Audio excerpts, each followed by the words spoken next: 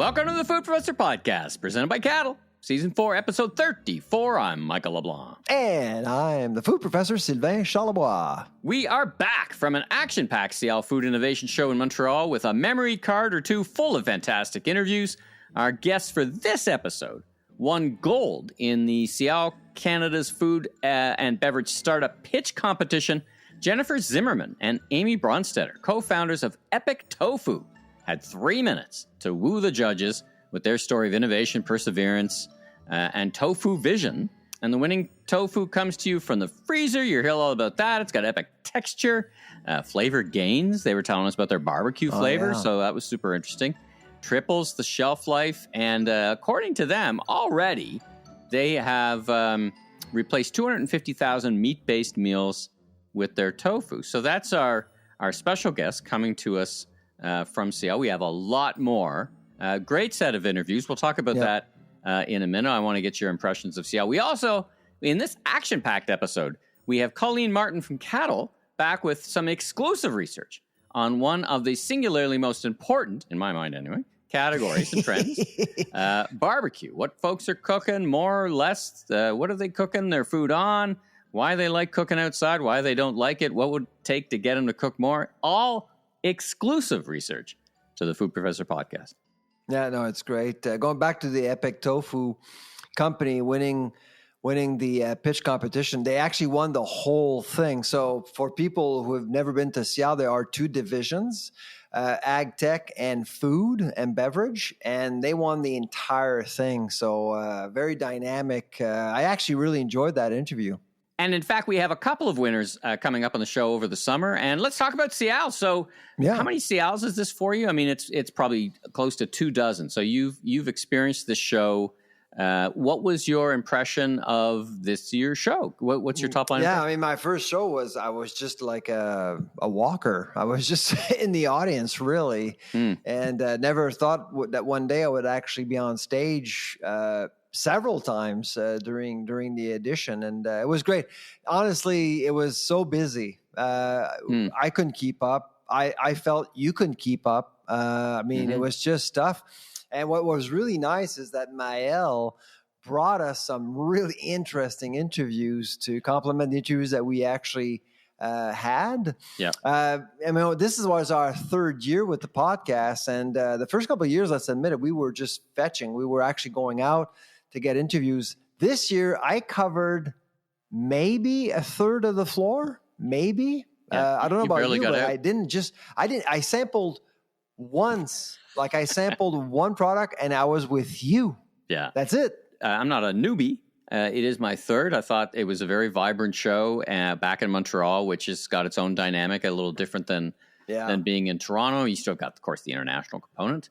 And listen, we got a raft of great interviews. We'll be playing a couple of them at least as we kind of wrap this season, season 4 up in this format. And then all summer, we're going to do like we did last year.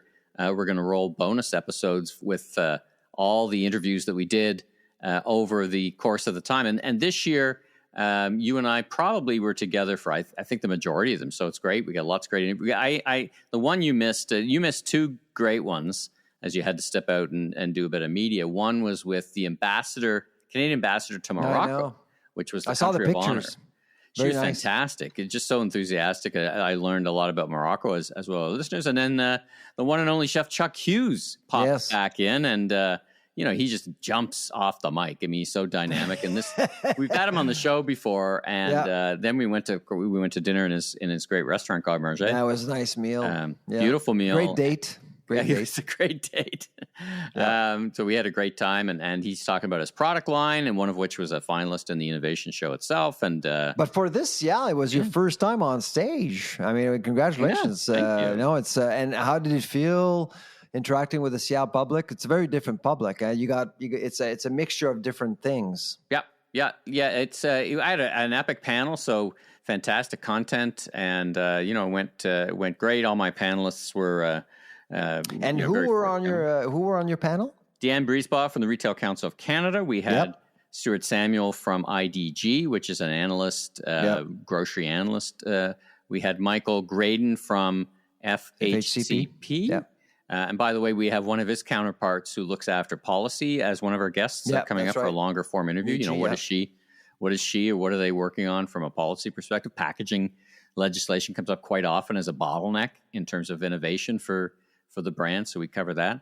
And last but not least, Jamie Nelson, Pattison Food Group, which is just a behemoth, a fantastically well-run multi-banner operation on the West Coast. And he's the COO there.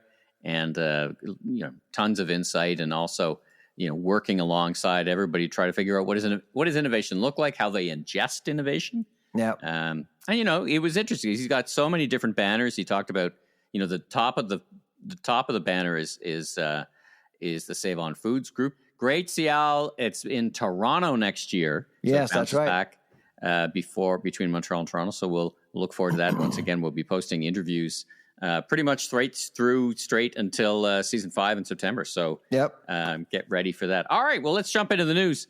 Inflation numbers posted, and you had a bunch of insights around that. Some other people in the media had different insights about that. I think it feels like it comes down to the inflation is definitely cooling, but the counter argument, if I can frame it that way, is that people say, well, it might be cooling, but between shrinkflation and it's not, prices aren't going materially down. So we're still paying way more for food than we were a year ago or 2 years ago. So to talk about these two arguments, and first of all, talk about the numbers, and then let's talk about that argument or that discussion amongst the numbers and some of your postings.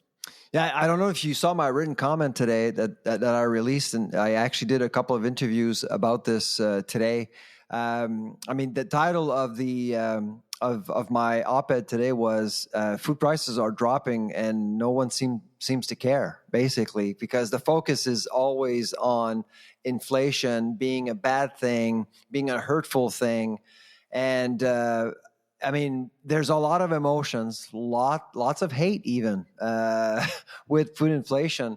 Political parties, both the NDP and the Conservatives, have actually weaponized food inflation in their own way over the last several years. So we've been hearing about food inflation as really a bad thing. So as soon as you talk about inflation, people are saying, well, prices are still higher than last year, which is true.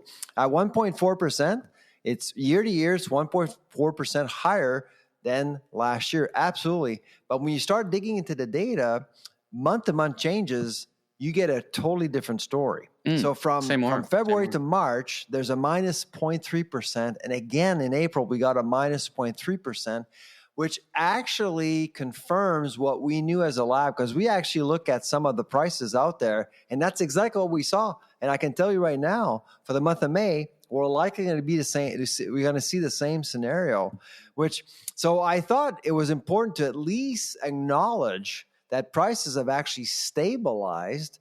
But not only that, we are looking at a group of grocers struggling to get their business. They want our business back. We're spending less on food. That's clearly there. And so they want our business back, and they want more traffic. And so the only way to do it is to offer good deals. And so what's going on right now is exactly what we were expecting a while back. But it's actually happening sooner. If you remember in December when we published Canada's Food Price Report, we did talk about, August, September, seeing lower prices. Yeah, you remember that? My recollection was you thought it would more be back half of the year than first half of the year. That's right. Exactly. Yeah. Now it's actually happening already. And and I think it's just because there's a bunch of things happening. I think it's just consumers are just spending elsewhere. They're being more careful. They have to spend more on to cover their mortgages, debt, etc. It's the ensemble that really is impacting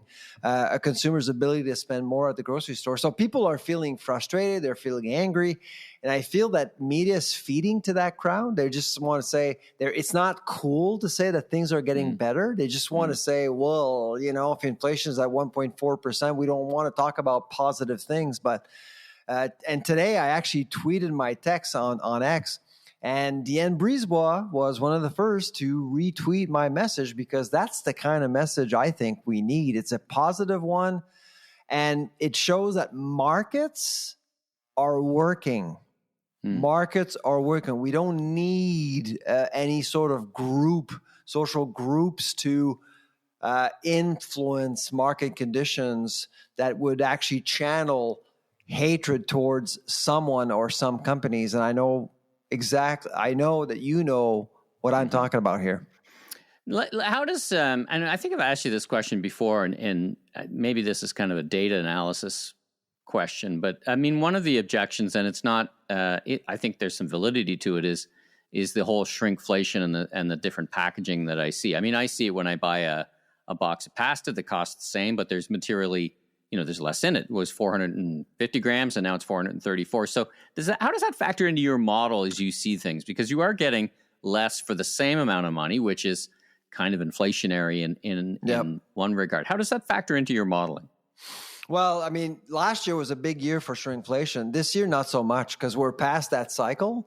Shrinkflation will go into cycles. We saw a big cycle back in 2008, 2009.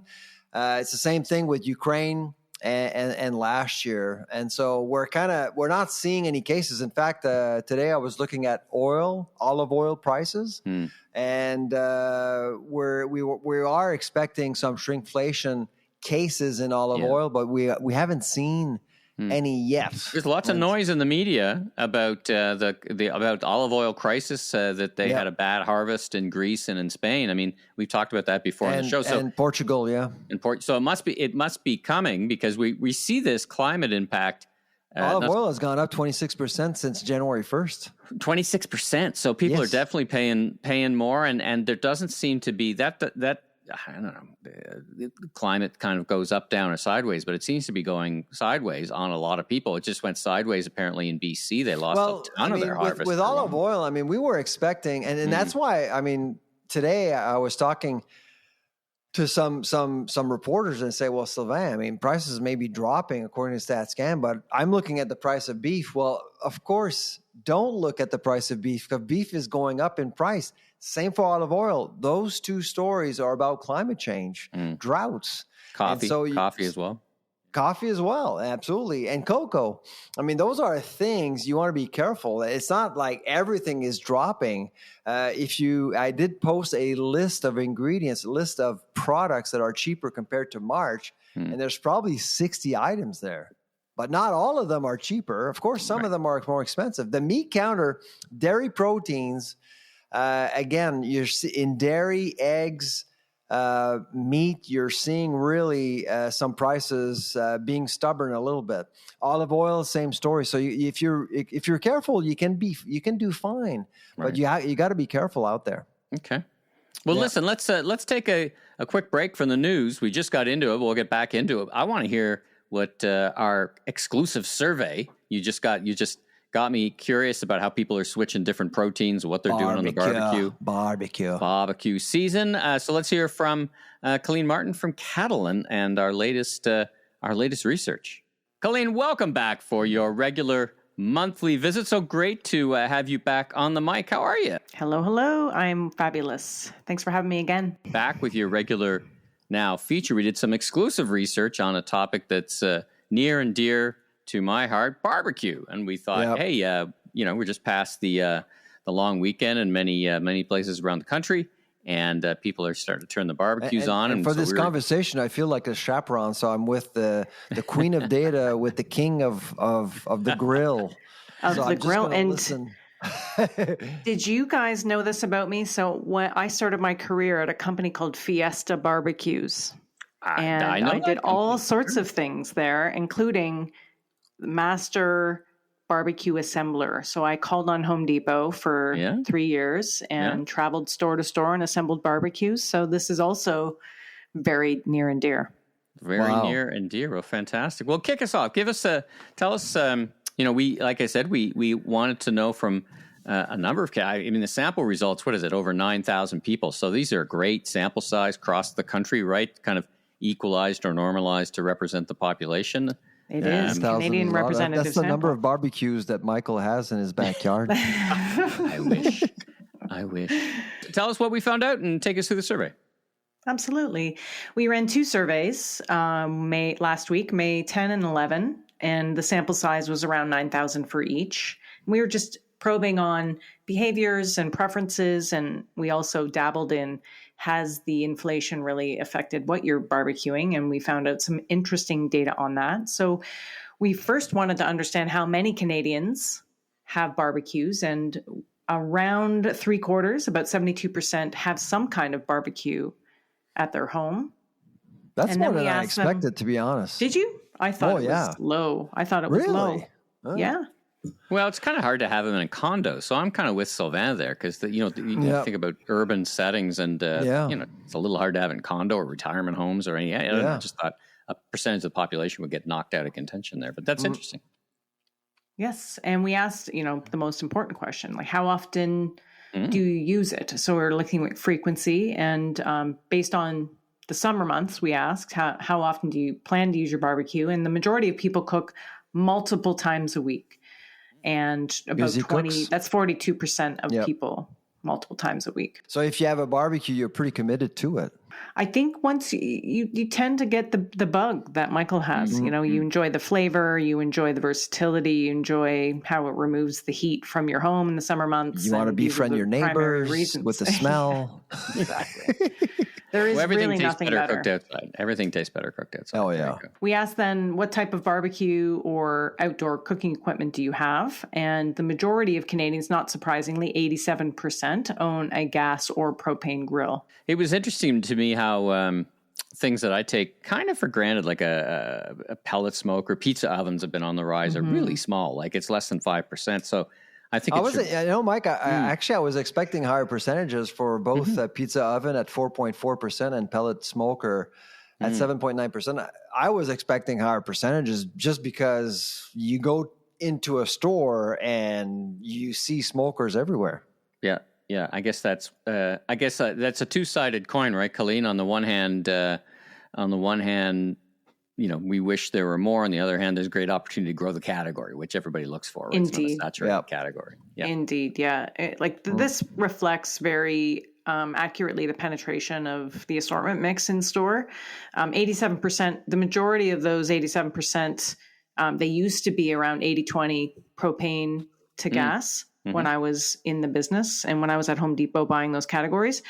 But you've seen gas definitely increase just based on convenience. But you do give up a little bit of heat, BTUs, overall BTUs, when you do move to natural gas. But charcoal is still hanging on. It's very versatile. The flavor you get from charcoal, 18% of people own one, most likely in addition to their primary grill. And pellet and pizza. That's almost probably 1 in 5. Additional. That's pretty incredible, eh? I think it's making a comeback. I bet you if we did this, if we could turn back time, as the great Cher would say, to 4 years ago, I would bet that charcoal grills were kind of on the outs, right? Everybody was like, this is way too convenient. And but now people kind of rediscover these things. What I was surprised at, was I surprised how many people cook, like the percentage of people that cook one kind of set of things that are pretty traditional. Tell us about that. Oh, we had to ask the question, what are you cooking the most on your barbecue? And of course, the very North American hamburgers and hot dogs with a bullet, 36.9% of people love cooking that on the barbecue. It's followed by beef steaks, which is around 29.1%. Then chicken, pork chops. Nobody's cooking veggies, guys. We need to really revolutionize. Yeah, we need to work on happening. That one. Asparagus we had asparagus last night. 3.1%. It's almost not much. Do you have the Sylvain? Do you have the asparagus gene? Does your pee smell weird after you have asparagus? Too much information, man. That's for another podcast. I would guess we're batting 1,000 on this call for that. Yeah, exactly. But the fish and salmon, 1.2%. I got to tell you, I was surprised. I mean, salmon is not getting any love there when it comes to the grill. 1.2%. That's very low. It's got to be skill. Like, it's not easy. It's very easy to ruin a good fillet of salmon on a grill. Right. Speaking from a vegetarian, of course. But well, my tip to anyone listening to cook a piece of salmon is two tips. One, lay it on a bed of good aluminum foil. Yeah. Because that just makes it easier to do. And then the second is to use a great thermometer, like a meter, which is like automate. You put it in and you can measure it on your phone, and it lets you know when it's ready. So it is as close to foolproof as it gets. And it's a bit of an investment for a thermometer. Like it's $150, but you'll change it's life changing because you'll never, even for me, after cooking a lot, it's hard to time salmon. It just, if it goes a couple of minutes too long, it dries out and it's not that good. So there you go. And with food costing what it does lately, you can't throw away. You don't want to ruin something for sure. Well, perhaps, Michael, I mean, how many shows have you done with salmon with Last Request Barbecue? Oh, I've done 6 or 7. Yeah. 6 or 7? So maybe you want to add your links to the show notes. Yeah, I'll do that. Thank you for the reminder. Bump up that 1% for sure. There you go. Exactly. We asked people then, why do you enjoy cooking on a barbecue? And, 54.5% of people said they love different flavors. And I'm like, that barbecue flavor, even when you're doing vegetables, smoky and the umami, it's really special, especially, outside in the heat. That was the second one, actually keeps the heat out of the home during the summer, 48.8%. And then, there is, like you said, Michael, a real passion and love for cooking outdoors and wind blowing in your hair and all that stuff. The one answer I just didn't understand, Colleen, is the mastery of fire at 12.5%. What does that mean? It's a skill, it's, in the ever increasing time crunch of, running a household, microwaves, air fryers, things to compress time and speed up delivery. There's a real art to cooking with fire and, having to be present and not being distracted and not having your phone in your hand and watching a process. And I think there's, mastery of anything requires patience and awareness. And I think, this is just another thing that people really love. I'm sure Michael is nodding his head vigorously as I'm speaking about this. I still haven't got it right. It's still a work in progress. I mean, I was in Texas a week and a half ago, and the best pit masters are managing the heat. And this is what makes the difference between 2 different pit masters. And even at that level, managing the fire and the live fire and the heat, it's the art and the science. I think as many of them might say. So, my supposition going into this from an equipment perspective is a lot of people basically bought forward barbecues during the pandemic. We all bought a lot of stuff. Your survey was interesting that it said 64% of Canadians haven't purchased a new barbecue in the last 4 years. Do you think are we lapping COVID there? Because my perception was barbecues were pretty popular. So did they buy them the first year? I've lost track. How many years ago was COVID now? I know. What day is it? I think this is saying that 64% of Canadians have not purchased since the start of 2020, meaning perhaps they didn't when the number one driver of purchasing a barbecue, 60% of people said they're replacing old equipment, right? So if they didn't need one, they're not buying it. And especially probably year 2 of COVID when the prices went crazy and the containers were 20x what they normally cost. Right. They weren't going out just to replace it because they're spending more time outside, which is the case with, gardening really, blew up because of that. Yeah. But,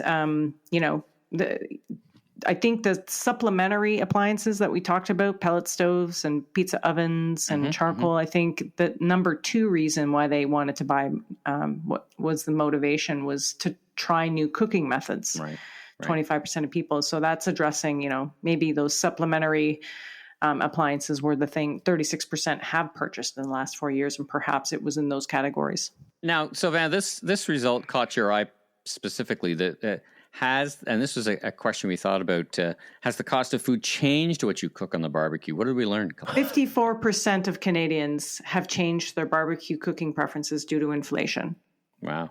Which is a big deal. That's huge, right? And perhaps we could follow that up with another question. We probably should have put that in there, but understanding what they went from to, we know it's not vegetables, but it could be from beef into chicken or pork, types of meats and cuts of meats that were not as affected. Steak was like number 2. I honestly think that most people may have forgotten the filet and went for that hot dog or that hamburger instead. Salmon is expensive, so 1.2%, not surprising. Veggies, I mean, over time, veggies, if you're careful, you can actually, save a little. But with vegetable proteins in general, I know that there are shows out there showing people how to barbecue with vegetable proteins, but it's not necessarily a natural in Canada, at least not yet. Yeah, I'd agree with that. What do you think, Colleen? I mean, you're a vegetarian, so do you actually, how do you actually work with your grill as a vegetarian? We do not, and this is going to be a big statement, we do not own a barbecue. I cook everything in our wood-fired pizza oven that we built last summer. That's and I saw that. After my pizza, I am obsessed with pizza. But after the pizza goes in, when the oven is around 600 degrees, 500 degrees Fahrenheit, I will throw in cast iron pans and cast iron griddles full of every single vegetable, and we will cook them and then use them all week in our lunches and dinners. And the vegetables in a wood-fired oven is next level. Yeah, it is absolutely fabulous. I suspect so. Yeah, pizzas are perfect, like poutine. You know, it's just you can do whatever you want with that dish. Exactly. 3 basic ingredients, and then you can add on whatever you want. Last question to bring us home for this session. We wanted to know, knowing everything we know and asking everything we ask, what would encourage people to use the barbecue more often? So what did you find out? I was surprised and slightly disappointed in this trio of top 3. Better weather, 32.4%. Come on, people, put on a jacket. And got it out. You don't live in Nova Scotia, do you? Like we're getting into this comfort zone. People need to experience a little bit more discomfort. But number 2 was nothing I am happy with how I use it today. They like it. They're good to go. And then more time at home, meaning they're spending a lot of time either working or away from home, vacations, whatever that may be. And what number 4 was interesting, and which I have always been, talking to barbecue manufacturers and as a retailer, and then also at Fiesta, was recipes and techniques and tricks and tips from the manufacturers, because some people just aren't aware of how to do things or wouldn't know to try something. So they need a little bit of inspiration.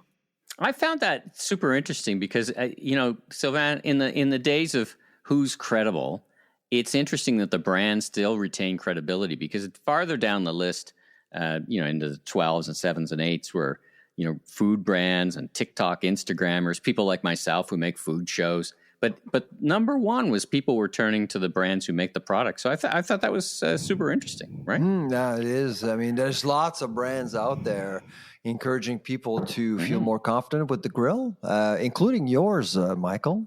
Yeah. And it makes the grill more accessible, friendlier, less intimidating. There's lots of that going on, but we are in Canada. I mean, to be honest, the biggest problem we have in our region is the weather. I mean, who wants, because the weather, it may not be minus 30 in Nova Scotia, but it's super windy. It's typically quite humid. There's stuff coming down, whether it's grizzle or there's fog. So it's not necessarily pleasant to be out and grilling from say December to even like right now. Right now we're experiencing our first real warm day of the year on May 22nd at plus 23. And so before that, it was pretty miserable. Well, I don't know about you, but we're 35 out here, Hollywood. It's really, really hot. Yeah, out in the Hamilton area. Yeah, it's super hot. I was talking to you, I felt like I was really a good salesperson for Nova Scotia there. fresh, clean air with the fresh, clean vibes and the mediocre barbecuing. But there you go. Yeah. You can't have it all. But listen, Colleen, thanks so much for joining us once again, and for always for all your generous support. Barbecueless Colleen did a great job. Fantastic. Now we'll put a link to this in the show notes, and you can go learn about this yourself. It's great research, proprietary to the Food Professor. So keep tuning in, and Colleen, keep bringing in the great taste and data. Thank you, guys. Thanks, Colleen. All right. Well, super interesting, and you can see in real time how people are making different decisions. I know. And switching. As we said during the interview, some super interesting stuff. Let's bounce back to let's revisit this whole H5N1 issue in dairy. Now, you wrote me this note that there was supposed to be a House of Commons Agriculture Committee one-time study, and it went from being a public study to an in-camera, in other words, private study. Is that a common occurrence in your experience, or is something? Why would they do a thing like that just from a process? So first of all, I got a hint from a reporter in Ottawa. I won't name that person, but the person actually called me yesterday or today and told me about this meeting. I don't think it was a study. It was more like a meeting. So fine with that committee. I've actually testified before that committee many times. Yep. What I thought was interesting, it was an in-camera session and nothing is mentioned on the website. So the reporter basically asked me, why do you think they actually made this an in-camera session? Well, I don't know for sure, but you're talking about two very sensitive issues here: avian flu and dairy. Yeah. So my guess is that the Ag Committee just didn't want to install fear. Is this forecasting bad news for Canadians or for the dairy industry? They were consulting with a lot of bureaucrats. There was one expert in animal science from the University of Saskatchewan. I can't remember her name.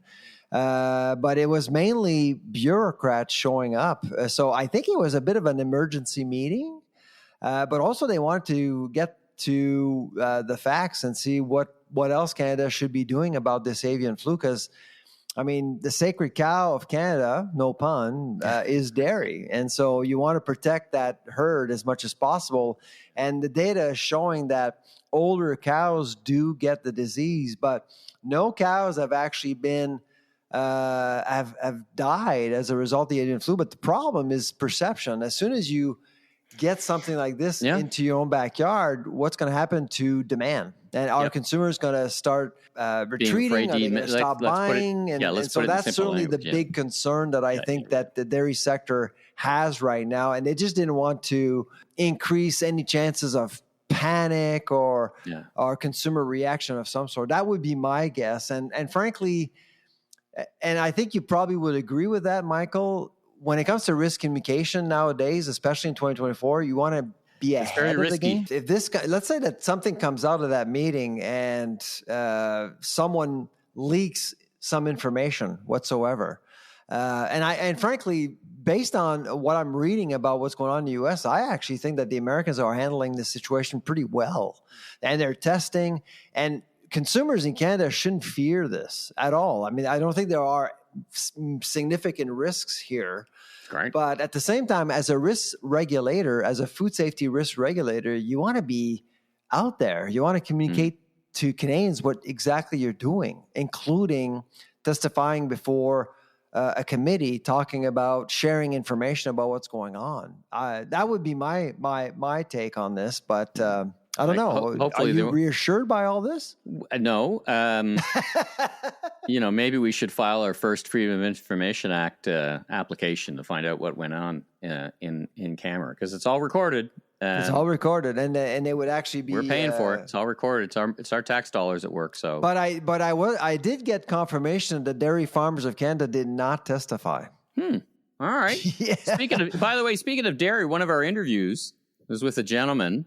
And we'll get to it later, that educated me and brought us some amazing butter that was goldenrod gold, made in Ontario.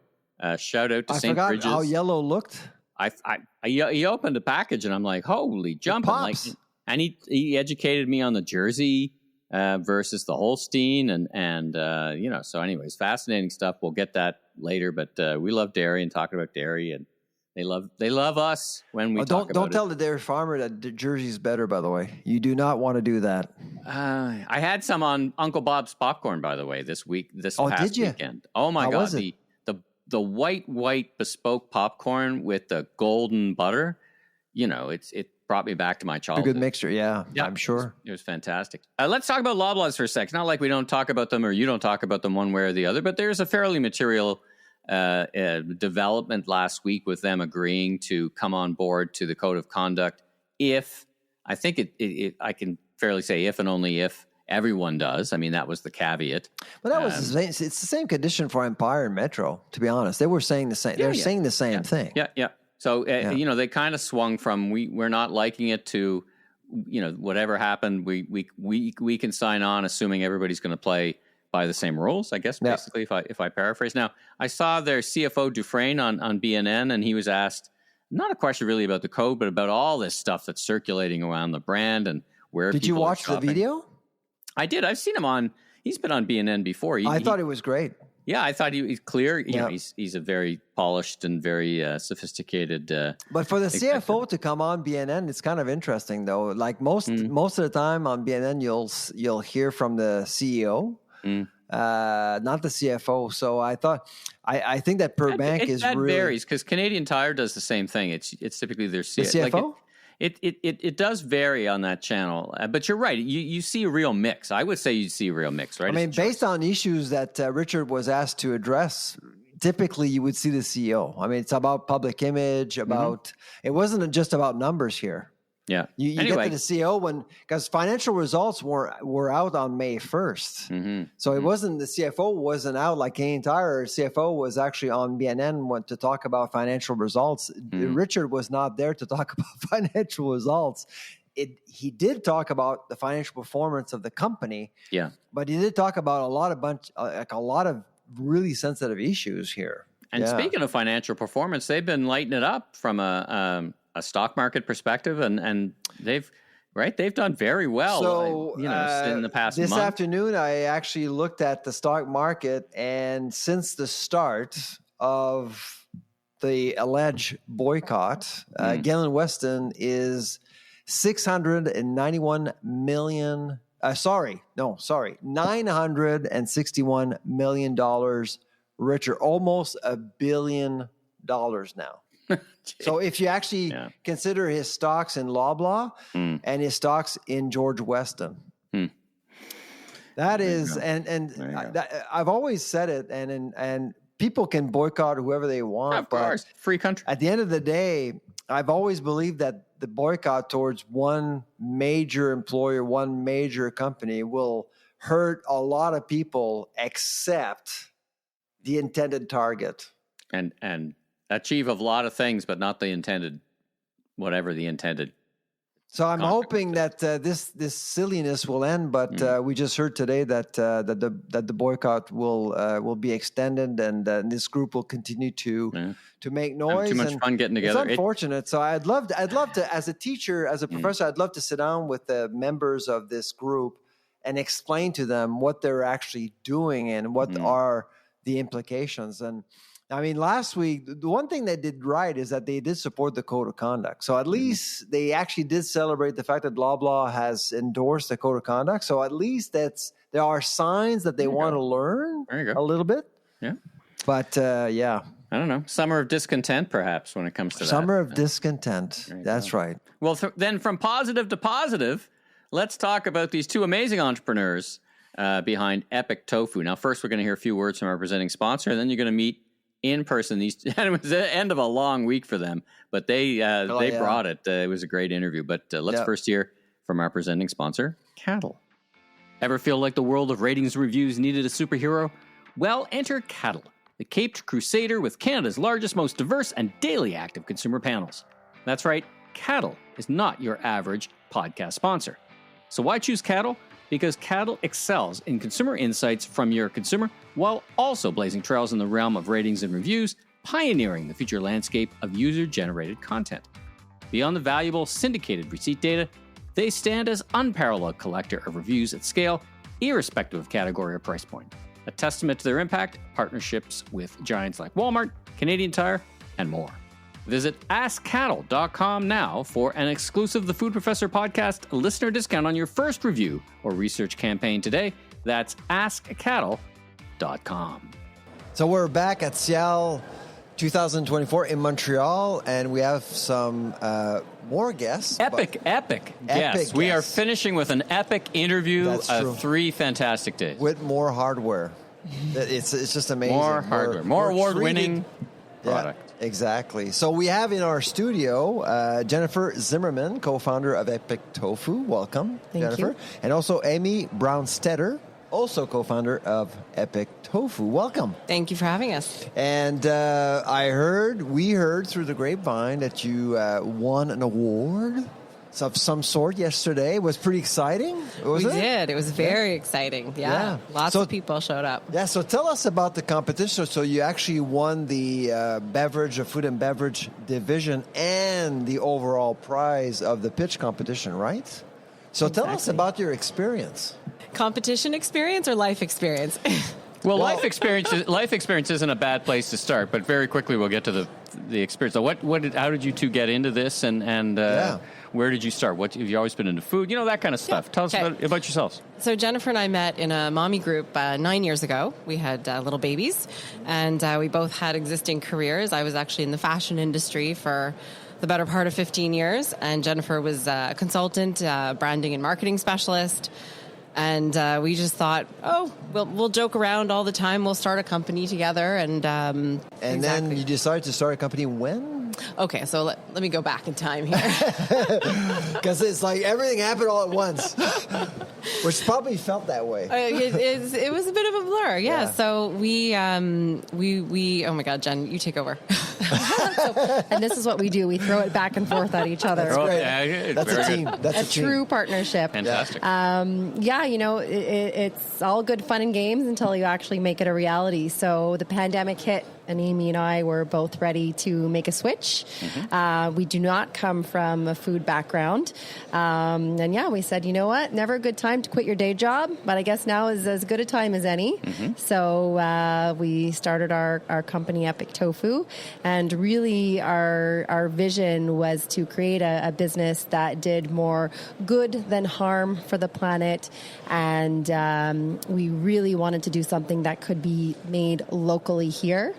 And that was improving our lifestyles. So as busy moms who, wanted to be able to feed our families in a healthy way, but didn't always have the time to, cook from scratch, we actually thought that, hey, we eat mostly plant-based in our houses. Mm-hmm. What if there was an option that you could feed your family on a daily basis that could come together quickly? Mm-hmm. And Epic Tofu was born from there. We had no idea what we wanted to do. We just sat down with this criteria. That's it. Okay. And so you clearly zoned in on tofu specifically, which is a plant-based bestseller in Canada. A lot of people know what tofu is. And so why tofu in general? There was a reckoning coming. The plant-based industry was putting out a lot of new products, and they were mostly fake meat, and they were highly processed. Big labels. A lot of labels. Exactly. Big ingredient text. Because you were, when you were launching, you were right in the middle of the Beyond Meat invasion. Exactly. Right? Yeah. And we said that's going to come to a halt because consumers want something they can eat every day. They don't want a fast food replacement. They want a daily, quick, healthy, plant-based protein option. So we're holding a box here. Tofu is very light. I see. I was going to say fantastic packaging, that's but right. It is really they are indeed empty boxes. But I guess I would ask you, so if there is something in the box, so what would you find? Okay, so all of our products are chopped, marinated, and they are vacuum sealed, and they're sold frozen. Frozen. Oh, interesting. They are sold frozen, and that is our innovation. That is what makes us unique, and that is what makes our product so delicious, because it allows all the marinades to sink into the tofu, and it also gives a great texture to the tofu. So how many kinds do you have? So you have General Tahoe here. I see. What do you have, Michael? Shish taouk. Am I saying that properly? Yes, it is a Montreal classic with great Mediterranean flavors in it. Nice. So it'll fit. Am I saying it right? Shish taouk. Okay. Shish taouk. That was close. Yeah. All right. Yeah. And then we've got a barbecue flavor. So that comes in 4 generous slabs and like a classic American barbecue sauce. And all of these are super simple. You just throw them in the pan, and in 5 minutes, you've got dinner. And you don't have like regular tofu, just the three... These 3 flavors? We actually have 12 flavors. 12 flavors, okay. Wow. We do. So when we start... That seems like a lot. It's too many, but when we started... So, we typically hear with folks starting up, they're like 1 or 2, but you guys got 12. So you're overachievers, clearly. We're really good product developers. Yeah, clearly. Yeah. So what's your favorite? I love all my kids. I knew that. What about you? Yeah. No? I am such a product development junkie. The shish taouk is so perfect for me because I find it just slides into anything from like a Greek salad, right, to a pita sandwich, to even like a Caesar salad. So I find that one's quite versatile. When it comes to feeding my family, my kids love the barbecue. We're doing like vegan BLTs with that every week. Both have one child, or do you have a few kids? We have a lot of girls. Join the club. I have 3. But so does she. So are kids really loving this? How do they react to the product? Mine grew up, my kids didn't have any meat until after their first birthday. So I've been vegetarian for almost 20 years. And now I'd say I'm mostly plant-based. Okay. So... And was that I'm just kind of curious, was that a lifestyle choice? Were you concerned about the processing that went into meat, or was that a health choice? I mean, people come to it from different places, right? Absolutely. Sometimes it's a loaded question, right? Why are you vegetarian or vegan? Yeah. Why aren't you asking me why I eat meat, in other words? Right? Exactly. Why are you an omnivore? What's up with you? Yeah, right? And I think we're trying to destigmatize that. Like, we're just trying to say that there's room for more plant-based in everyone's diet. You don't need to be an omnivore. You don't need to be a vegan. You can, there's just, it gives us more options. We're not saying don't eat meat. Far from it. We're saying, hey, there's the opportunity to work more plants into your life, and that's cool. That's good for your health. That's good for the planet. In our house, we eat meat all the time, but we eat tofu probably at least once a week. Our problem is our family, we'd eat more tofu if we could find good tofu. Yeah. Like my wife hates spongy, textured product, and she finds, I haven't been able to find the right one, so I'm definitely going to try this because I bet you guys kind of nailed that idea. I sure hope so. The answer, actually, to your wife's conundrum is frozen tofu. So we didn't get into it, but frozen tofu is our innovation. So when you freeze tofu, it totally changes the structure of the tofu itself, and it becomes meatier in texture. And then through that texture transformation, it leaves all of this space for the marinades to go like deep inside each morsel. So you get like a great texture and a great flavored product. Because it's true, because when we prepare tofu at home, we put sauces, and because tofu will taste whatever you put.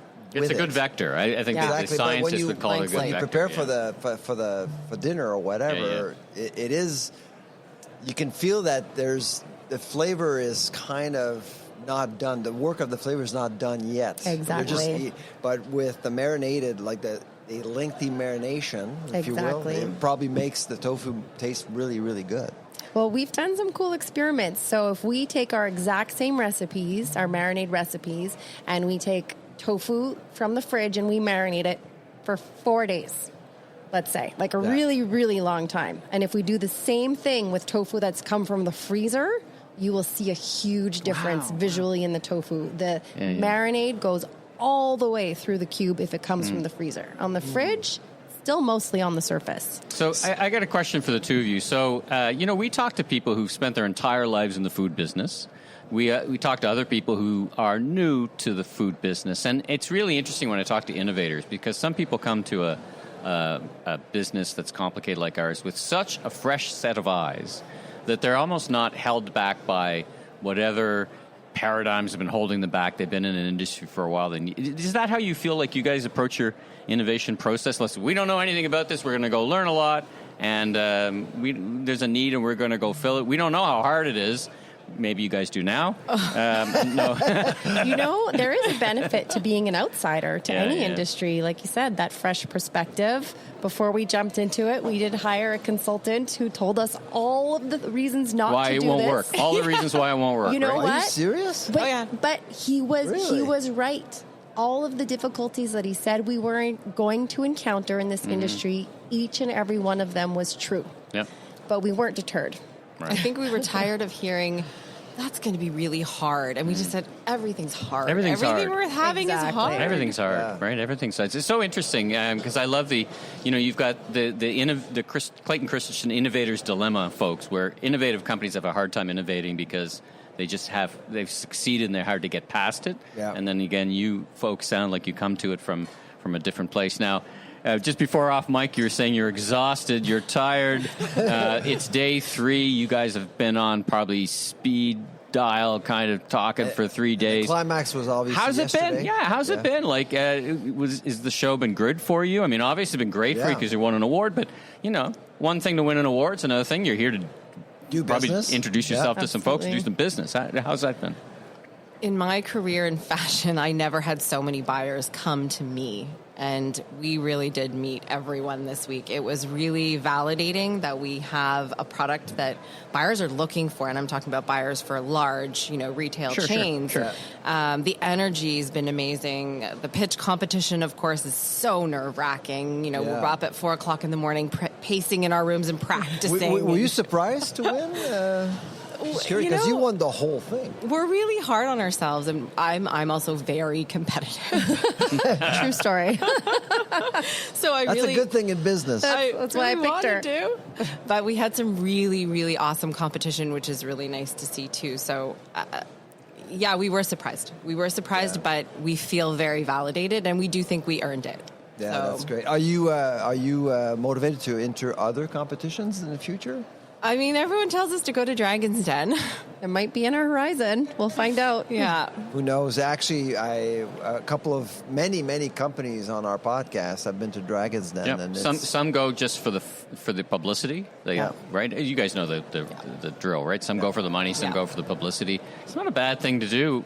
No. It's kind of fun. I mean, both of you have a great story to tell, and storytelling is very important in brands, right? Yeah. Both good brands and storytelling. So, the creation of your business is really it's a great story, right? I mean, it comes from a whole bunch of directions, that it's a great story. So, what is next? So, first of all, you're probably going to sleep for about 72 hours, the two of you, as if our kids will let us do that. Well, it's all relative. It's all relative. Parents.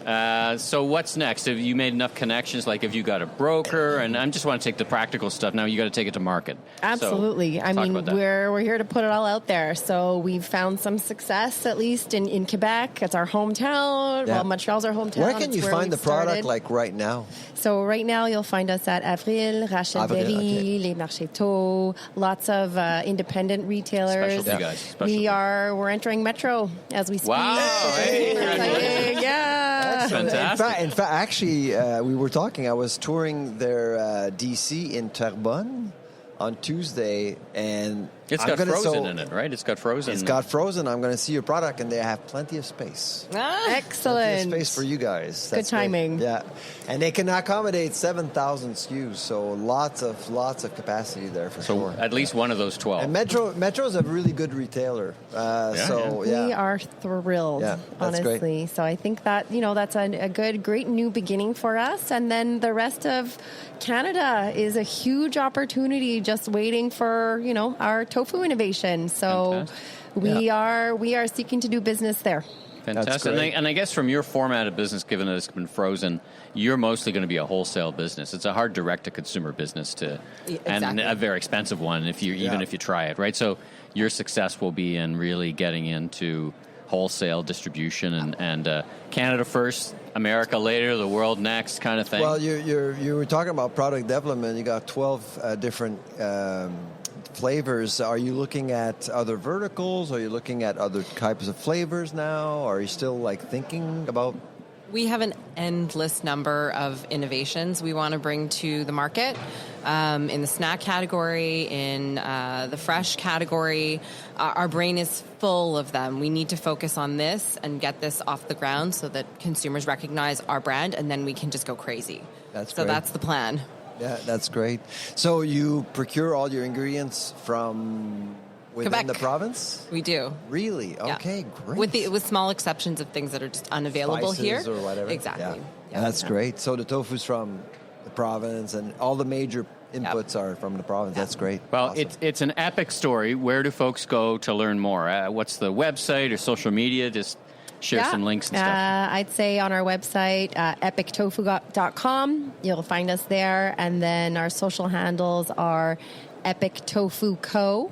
You'll find us on Instagram. You'll find us on LinkedIn, Facebook. Why Epic Tofu? Because it's pretty epic. We just wanted to have a lot you with it. But it's good easy answer. to remember. It is easy. Because I heard it once yesterday. No, the packaging. I mean, you nailed it with the package. It's very fun. Yeah. It's very approachable. Jumps off the shelf. It's great. It's great. Yeah. Now, if there's some buyers who might not have been at the show, who might want to get in touch and maybe see if it fits in their format, are you both on LinkedIn? What's the best way to get in touch with you? Yeah, right, LinkedIn is a great way to reach us. Yeah. Well, fantastic. So thanks for joining us. It's been a long couple of days for you. And enjoy your sleep.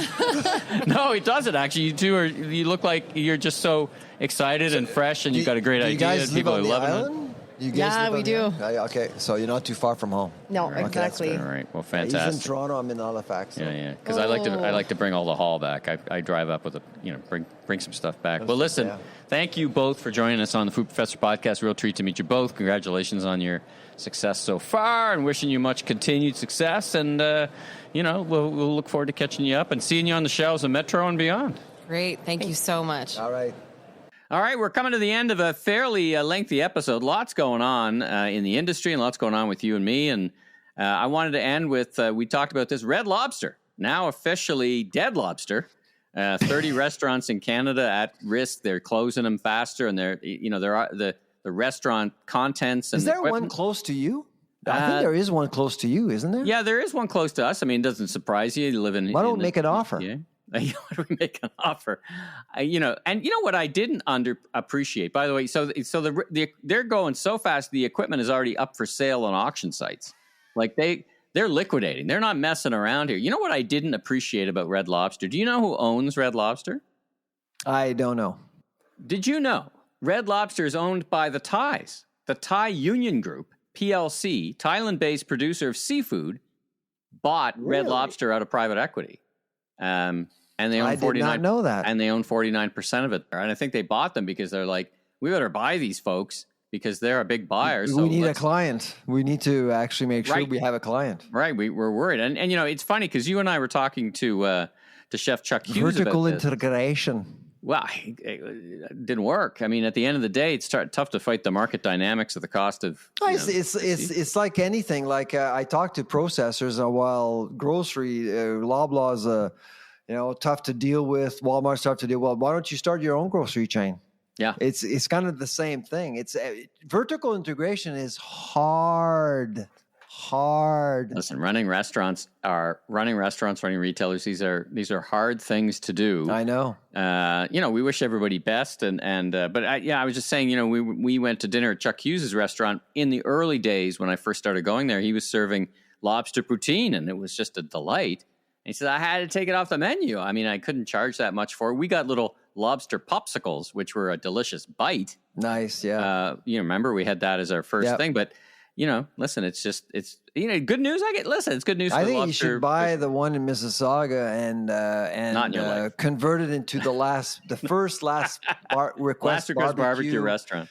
I mean, Last Request Barbecue. I mean, can you imagine branding a restaurant chain based on the last meal you ever want to eat? You know what? I'd have all the waiters dress up as like prison guards. That would be my vibe. That's Tom Hanks. Yeah. You'd all dress up and you'd get a tin cup and your whatever meal you wanted as your, anyway, there you go. So what would be your last meal? Oh, yeah, that's a great question. I mean, because I could have anything. I mean, I bet you that we should run that in a survey. Okay, that's a survey for Caddle. What would be your last meal? I would bet things like steak, real nice steak, probably up there pretty high. People love their steak. Not everybody, right. Not vegetarians, of course. But I think I'd enjoy I had a lovely piece of fish last night, a lovely piece of salmon with some great pasta alongside. I mean, it'd be a hard choice for me because, I like a lot of different foods. So what about you? Do you have any poutine, I suppose, would jump to my mind? Of course. Yeah, I mean, because as you get older, you get to hate poutine, but if you're dying the next day, you're not worried about the calories then. Exactly. I'll still be digesting my poutine 20 years in heaven. Oh my goodness, where are we going with this podcast? All right, well, listen, let's leave it there. Like I said, we got lots of great interviews coming up in the weeks and months to come. But for now, I'm Michael LeBlanc, media entrepreneur, consumer, growth advisor and consultant and keynote speaker and a bunch of other things. And you are? I'm the food professor, Sylvain Charlebois. All right, everybody, safe travels. Enjoy the week ahead, and we'll talk to you next week. Take care.